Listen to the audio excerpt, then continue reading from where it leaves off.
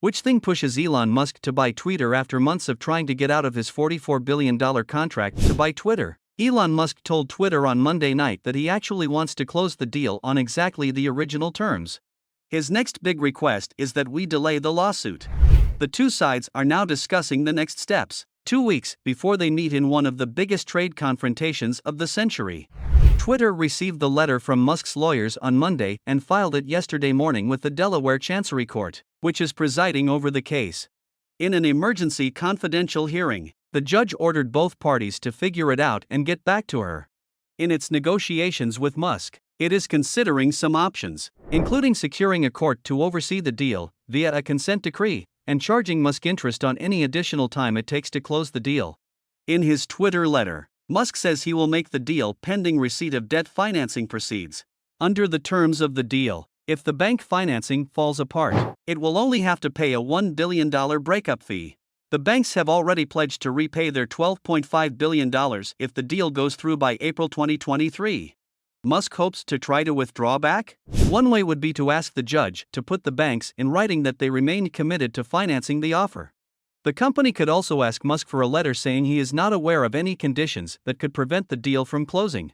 Do banks wish they had an out? The leveraged loan market, which Musk relies in part on, has weakened in recent months.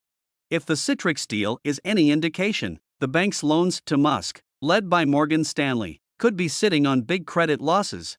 With the advertising market slumping, employee morale plummeting, and allegations of lax security, the company is in worse shape than it was in April, but Musk appears bullish again. Buying Twitter accelerates the creation of X, the app of everything.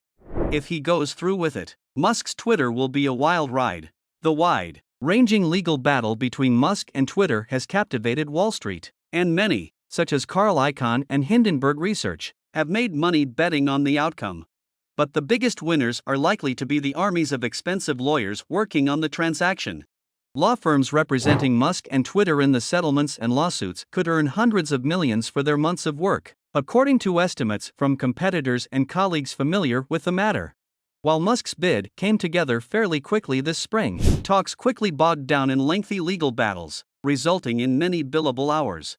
There's a lot of discovery to be made, legal expert Peter Glennon told the American Lawyer in August. We don't just look at emails. We're looking at Slacks, Teams, and texts, all of that. Musk has said he wants to promote free and open speech on the service, which he has said he sees as an essential place for sharing viewpoints. During a TED interview shortly after announcing his bid, he expanded on some of his plans. Well, I think it's very important for there to be an inclusive arena for free speech, Musk said. Twitter has become kind of the de facto town square, so it's just really important that people have both the reality and the perception that they are able to speak freely within the bounds of the law.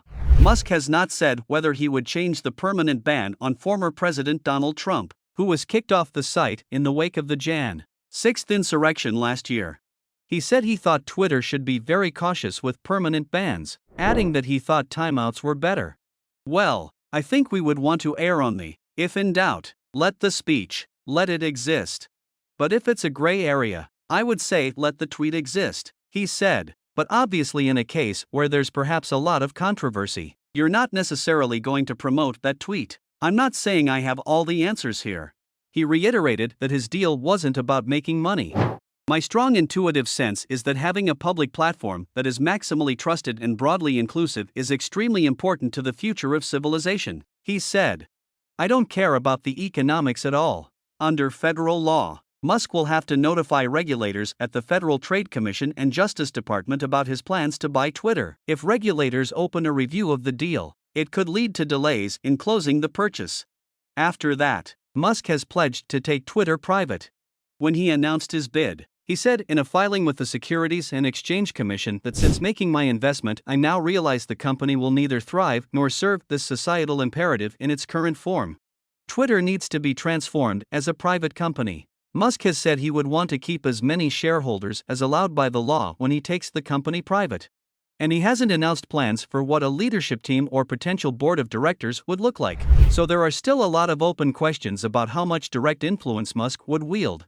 Musk has said he wants to make Twitter's algorithm more transparent. including letting people see whether their tweets were promoted or demoted, or available for the public to view and improve upon.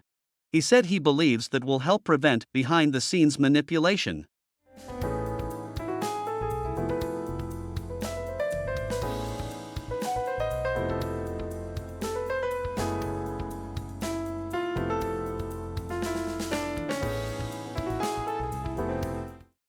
The prospect of Musk buying Twitter has already opened rifts in the company's ranks, as his critical tweets about the company and plans to reverse key policies, including the Trump ban, have angered many employees. Meanwhile, the company's value plummeted due to economic woes and a decline in the social media advertising market, and in July Musk pulled out of the deal, setting the stage for a court battle. Musk didn't do himself any favors after the acquisition closed in late October. In addition to his own questionable tweets and retweets, he has been inconsistent in explaining what he means by free speech and acceptable content on the platform, and he almost immediately fired roughly 50% of Twitter's staff, raising further questions about content moderation. Companies usually stop their advertising campaigns if they feel they might suffer reputational damage. For example, businesses boycotted Alphabet's YouTube in 2017 over concerns that their ads would play alongside extremist videos. YouTube management responded quickly at the time, enabling third-party verification of content and hiring more people to remove the offending videos. Advertisers returned and business immediately returned. Musk would rather take a combative approach to advertisers. In response to a tweet recommending naming brands that boycott Twitter so that his followers can boycott those brands, Musk said that thermonuclear name and shame is exactly what will happen if this continues. Meanwhile, Musk is taking a convoluted approach to banning users. Twitter booted comedian Kathy Griffin for impersonating Musk on the page, while it temporarily suspended the account of comedian Sarah Silverman for a similar offense. Jeff Seibert, Twitter's former head of consumer products and now co-founder of Digits, called it a mistake that Elon was the face of content moderation. In the past, Twitter has taken a team approach to policy violations. Musk has focused on subscriptions as the key to reviving Twitter's finances. He proposed an $8 per month offer that allows people to verify and get premium features. Critics were so vocal that Musk tweeted an image of a T-shirt on Monday that read, "Your feedback is appreciated. Now pay $8. Musk has previously indicated that he wants to turn Twitter into a so-called super app, similar to China's WeChat, that people can use to talk to friends, watch movies and buy goods. Nevertheless, he will need partners who want to work with him. And his aggressive stance toward companies that have suspended ads on the site doesn't look good as he pursues other partnerships.